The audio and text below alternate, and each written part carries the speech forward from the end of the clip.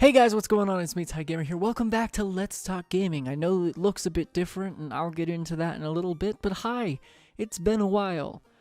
Let's chat for a second. So as many of you know, there's a thing that's been happening. I can't actually say what it is. Not that I monetize anything, not that I can make money. I just don't want to run the risk of getting in trouble with YouTube. So we're not going to talk about it. We're just going to call it pineapples. Okay, so bear with me while I do a horrible job of explaining this.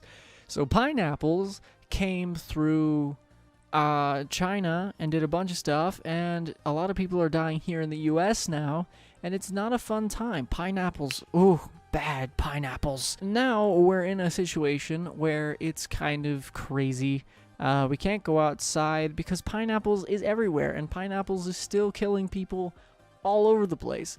And yeah, I just want to let you know that I'm safe, Parker is safe, Sam is safe, everyone I know is pretty well off right now, minus the toilet paper stuff. That's a whole different thing we won't get into.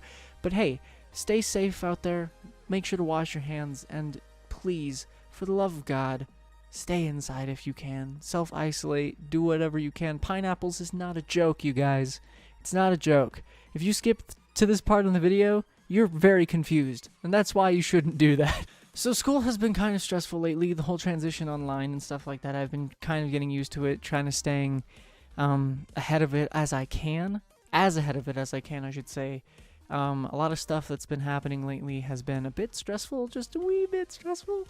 But we're taking care of it, and that's why I'm able to come to you now. I'm so happy to be filming another episode of this show, and it's completely unscripted now.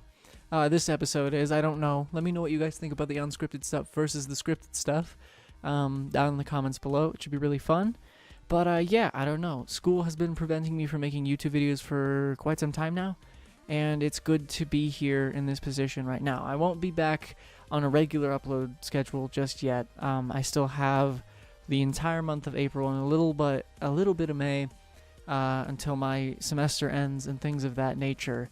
But we are getting through it, and I will be doing my best as I can. There are a lot of new developments coming up, and yeah, I don't know.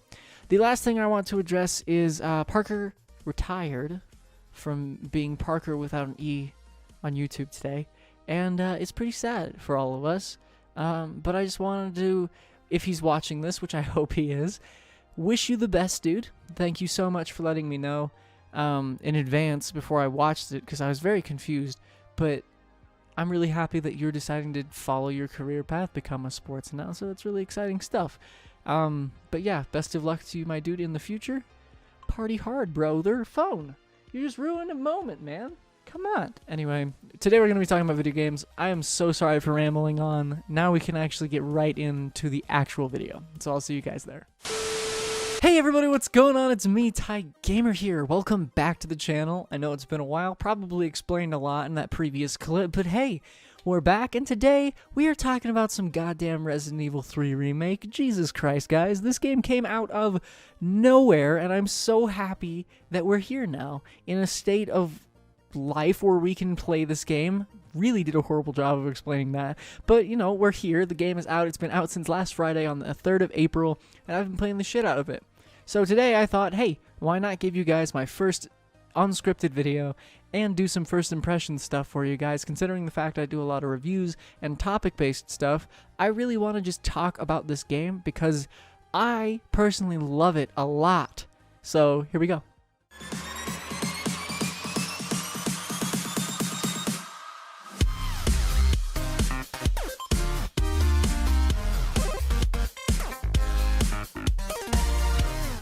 Anyway, guys, yeah, today we're here to talk about Resident Evil 3 Remake, Nemesis. It's all here. I've got a couple things I want to go over, showing you the first hour and 7 minutes of footage I managed to gather gameplay-wise for you guys, because I don't want to spoil too much of the game for those of you guys who have still yet to play it, but I'm really, really, really excited for you to get your hands on it. If you haven't yet, what are you doing? I mean, yes, I understand that some of you are holding out until the 10th when Final Fantasy VII Remake comes out, because I'm right there with you. Holy shit, I can't believe it's happening. But yeah, I don't know. We're going to hop right into the video and talk about some certain things that I love about it, because there's a lot. first of all, can't go without saying, okay? It's a gorgeous game. We love this game. It's so pretty. I mean, look at the lighting. Look at all the things. Come on, you guys, it's beautiful. I mean, like the way shadows bounce off of things, character movements, lip sync animations, all that stuff. Introducing a bunch of awesome characters that I actually know about because I played Resident Evil 1. I'm almost done with Claire Redfield's side of the story in Resident Evil 2 Remake. Lots and lots of familiar places because it does take place in Raccoon City around the same time frame, which I thought was pretty cool. But I've never played Resident Evil 3, the original, and I'm really, really excited to actually be playing Resident Evil 3 right now, and see what all the fuss about Nemisis really is, without tank controls, of course. But yeah, it's a truly gorgeous game. The way combat works is very similar to the Resident Evil 2 remake, where you shoot them in the head, and they don't always die immediately, and you have to conserve ammo and manage an inventory space, etc., etc. But, you know, it's really fun, and I think that it works really well. I think it works a lot better than Resident Evil 2, due to a lot of different gameplay mechanics, which we'll get into in a little bit. But, yeah, I don't know. Just the way that everything moves, the lighting, the fire, how you move as a character, things of that nature. I'm playing with the original skins. I got it as like a pre-order bonus because I ordered the game off Amazon or something like that, and I can play in Jill Valentine's original attire from the original Resident Evil 3, all prettied up in HD, and Carlos's original hair from the original game as well, which is kind of a relief. Not that I don't like the crazy, like, almost wafro that his hair is now, but I think it's really cool that they give people who pre-order the game, and people who buy the skins, I'm assuming they're for sale somewhere, get an option to experience the game the way they want to, and I think that's really cool. But I know you guys are all really curious about Nemisis, so we'll get into him next. So Nemisis is probably the scariest thing in a Resident Evil game I've experienced in a long time. He's way scarier than Mr. X, by far. I think the developers said somewhere that they're not fucking around in this one, and they're really going all out and trying to make his paths and his movement cycle like really randomized. I'm at a point in the game where things have really escalated, and I cannot wait for those of you who have yet to play it to get to these points. The boss fights are executed really well. They don't leave you hanging and things of that nature. There's nothing stopping you from actually being able to kill the boss, even if it seems like it, which is something I love about the game. Even if you have hordes of ammo just like in your pockets and in your inventory, you will lose at least 90% of it by the end of the boss fight, just because you have to use every resource available to you, which is something I truly respect Capcom for doing. Another amazing thing I really want to talk about in regards to Nemisis is how random the stuff feels. Even though a lot of the events I've witnessed with him are very scripted, especially that bit in the beginning, I feel like a lot of the time after that, it's very unscripted, and it doesn't need any introduction past, hey, get the hell away from this big guy, he's here to kill you. And man, are the chases with Nemisis hysterically scary. The man has like a hentai tentacle that comes out of his hand or his wrist, which is something I love. I'm going to call it a hentai tentacle. I know that's not what it is, but I think it's wonderful. I think that as an added mechanic to an otherwise horrifying mini-boss is really, really good, because it adds a lot of challenge to the player to keep a distance away from him, which is really hard because he runs a lot of the time after you, and he can go through doorways and things of that nature. It might take him a second so you can get away if you time it right, but you know, you have to really plot out how you're going to get around him and how you're going to get away from him to the next cutscene or to the next story area or the next area in general that he can't actually get to. And there are a few areas that make you feel safe. As far as story goes in this one, it's a lot more linear than Resident Evil 2 Remake.